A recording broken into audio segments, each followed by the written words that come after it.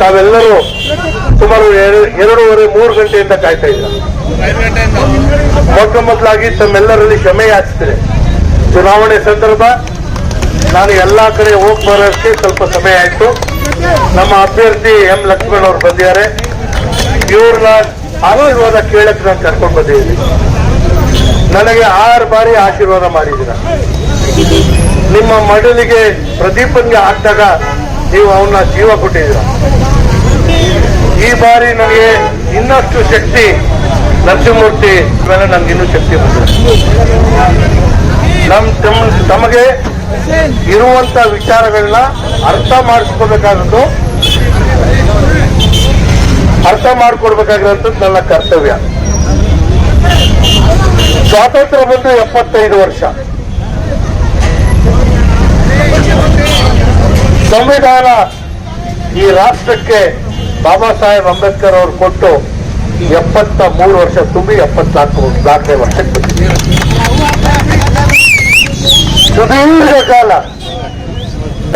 ಸುದೀರ್ಘ ಕಾಲ ಕಾಂಗ್ರೆಸ್ ಆಡಳಿತ ಮಾಡಿರುವಂತದ್ದು ತಮ್ಮೆಲ್ಲರಿಗೂ ಗೊತ್ತಿದೆ.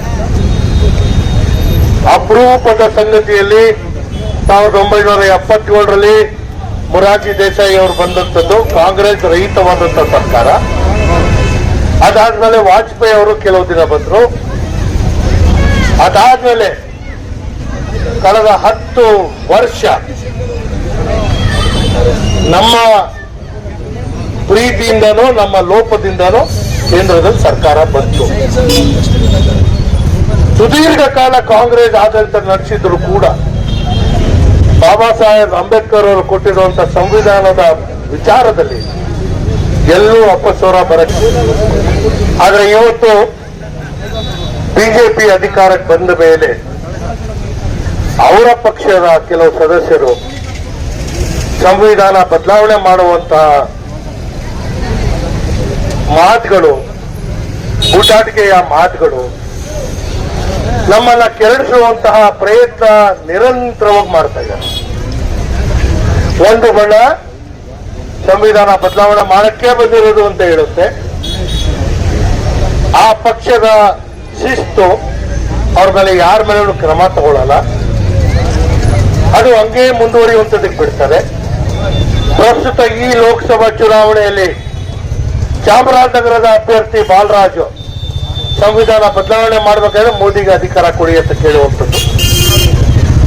ರಾಜಸ್ಥಾನದ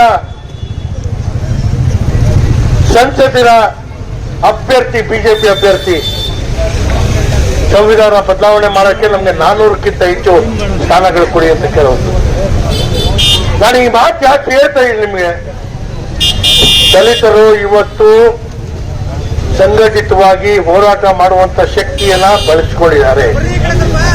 ಇದು ಸಂತೋಷದ ಸಂಗತಿ. ಆದರೆ 24% ಜನಸಂಖ್ಯೆ ಇರುವಂತಹ ಆ ಸಮುದಾಯವನ್ನು ನೇರವಾಗಿ ಮುಟ್ಟಕ್ಕೆ ಸಾಧ್ಯ ಇಲ್ಲದೆ ಇರೋದ್ರಿಂದ ನಿಮಗೆ ಯಾರು ಏನು ಹೇಳಕ್ ಹೋಗ್ತಾ ಇಲ್ಲ.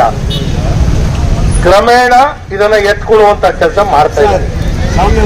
4% ಮುಸಲ್ಮಾನರಿಗೆ ಇರುವಂತಹ ಮೀಸಲಾತಿನ ಕಿತ್ತಾಕ್ತರು.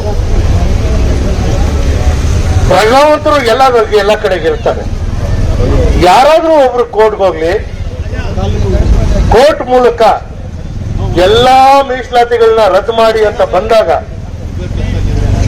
ಏನಾಗುತ್ತೆ ಅನ್ನೋದು ಯಾವ್ದು ಯೋಚನೆ ಮಾಡಿದ್ದೇವೆ ನಾವು? ನರೇಂದ್ರ ಮೋದಿ ಬೂಟನ್ನ ನೇಕಕ್ಕೆ ನಮ್ಮವರು ಹೋಗಲು ಸೇರ್ಕೊಂಡಿದಾರಲ್ಲ, ಅವ್ರು ಈ ಪ್ರಶ್ನೆಗೆ ಉತ್ತರ ಕೊಡಬೇಕು.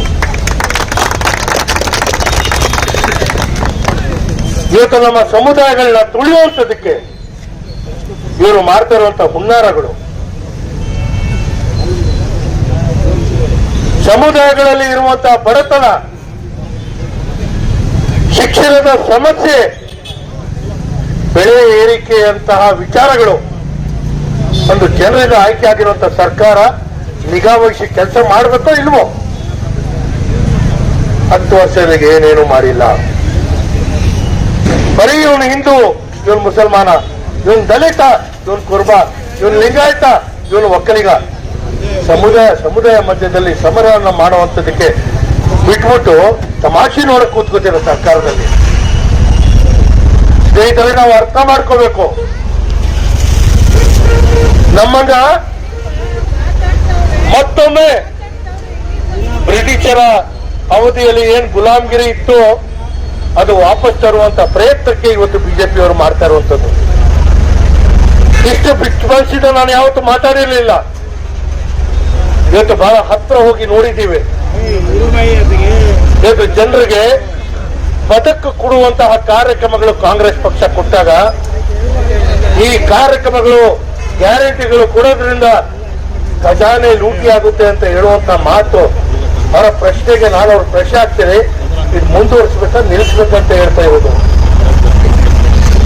ಇವತ್ತು ಒಂದು ತಾಯಿಗೆ 2,000 ರೂಪಾಯಿ ತಿಂಗಳಿಗೆ ಬಂದಾಗ ಔಷಧಿ ತಗೊಳ್ಳುವಂಥದ್ದಕ್ಕೆ, ಮನೆಯ ಕಷ್ಟ ಸುಖಗಳಿಗೆ ಬಳಕೆ ಮಾಡ್ಕೊಳ್ಳೋದಕ್ಕೆ ಶಕ್ತಿ ಕೊಟ್ಟಿರುವಂಥದ್ದು ತಪ್ಪ. ನಮ್ಮ ಯುವಕರ ಪಾಡೇನಾಗಿದೆ, ಯಾರಿಗೂ ನೌಕರಿ ಸಿಗ್ತಾ ಇಲ್ಲ. ಇಷ್ಟು ನೀರಲ್ಲಿ ಜೇನುತುಪ್ಪ ಹಾಕಿ ಮಾತಾಡಿದಾಗ ಮಾತಾಡ್ತಾರಲ್ಲ, ಸಿಸಿ ಮಾತಾಡ್ತಾರಲ್ಲ, ಕಳೆದ 4 ವರ್ಷಗಳಿಂದ ದಲಿತ ಸಮುದಾಯದ ವಿದ್ಯಾರ್ಥಿಗಳಿಗೆ, ಹಿಂದುಳಿದ ವರ್ಗದ ವಿದ್ಯಾರ್ಥಿಗಳಿಗೆ, ಅಲ್ಪಸಂಖ್ಯಾತರ ಸಮುದಾಯದ ವಿದ್ಯಾರ್ಥಿಗಳಿಗೆ ವಿದ್ಯಾರ್ಥಿ ವೇತನ ಸ್ಕಾಲರ್ಶಿಪ್ ನಿಲ್ಲಿಸಿದ್ರಲ್ಲ ಕೇಂದ್ರ ಸರ್ಕಾರದವರು. ನಾವು ಯಾಕೆ ಮಾತಾಡಕ್ ಹೋಗಿಲ್ಲ? ನಮ್ಮ ಪ್ರತಿನಿಧಿಗಳಾಗಿ ಆ ಪಕ್ಷದಿಂದ ಗೆದ್ದು ಹೋದ್ರಲ್ಲ, ಅವ್ರು ಯಾಕೆ ಮಾತಾಡಿಲ್ಲ? ಕ್ರಮೇಣ ಬುಡಕ್ ಸಮೇತ ನಮ್ಮ ಈ ಜನಾಂಗಗಳಿಗೆ ಮುಗಿಸುವಂತ ಹುನ್ನಾರ ಇವತ್ತು ನಡೀತಾ ಇರೋದು.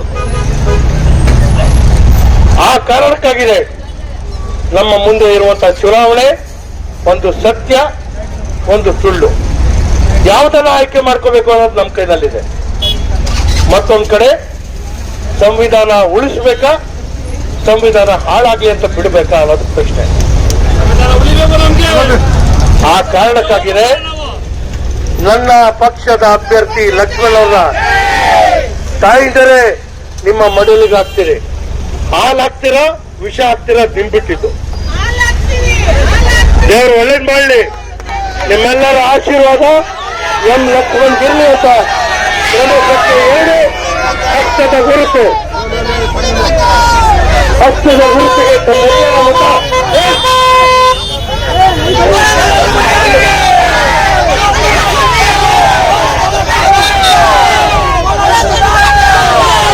जी जनाब एम रसूल साहब, आज आपके अपने इलाके में अल्लाह तनवीर सेठ साहब ने रैली में शिरकत की। न सिर्फ शिरकत की बल्कि आपके साथ जमा तमाम लोगों को एक तरह से इलेक्शन की ज़रूरत पर जोर दिया। तो आज आपके साथ जो भी शरीक हैं उनको लेकर आप क्या कहेंगे? अस्सलाम वालेकुम। मैं आज रैली थी नरसिम राजा क्षेत्र के अंदर, आज रैली थी। रैली के अंदर अल्लाह तनवीर सेठ साहब को जितने भी वोटर्स और जितने भी चाहने वाले ही आज पूरे जने कैंडिडेट को बहुत अच्छी तरीके से स्वागत किया। कैंडिडेट को आज महसूस होगा कि उन्होंने आज इलेक्शन मार डाले करके उनको महसूस होगा की करके बोले तो नरसिम राजा क्षेत्र ऐसी चीज अल्लाह तनवीर सेठ साहब का एक बहुत बड़ा एक कोटा है की करके बोले तो उन्होंने 6 बार जीत ले कोई इंशाल्लाह यहाँ से कौन भी एमपी और उन्होंने किसके भी साथ रहते हैं इंशाल्लाह वो कैंडिडेट जीतता है। ये जो है तुम्हारे माध्यम तुम्हारे चैनल के जरिए से मैं बोलना चाहता हूँ। जी, आज पूरे हल्के में तनवीर सेठ साहब ने एम लक्ष्मण को लेकर तमाम तशरीर में हिस्सा लिया है और आपके साथ तकरीबन दोपहर 4 बजे से मैंने देखा कि यहाँ ख्वातीन और मर्द हज़रात, यहाँ तक के मासूम बच्चे आपके साथ धूप में तक खड़े रहे। तो जो लोग आपका साथ दिए हैं उनको कैसे शुक्रिया अदा करें? मैं जो है मेरे साथ जितने भी आदमी आई, कितने भी मेरे दोस्त आई, इनका मेरे दिल की गहराई से मैं उनका शुक्रिया अदा करना चाहता हूँ।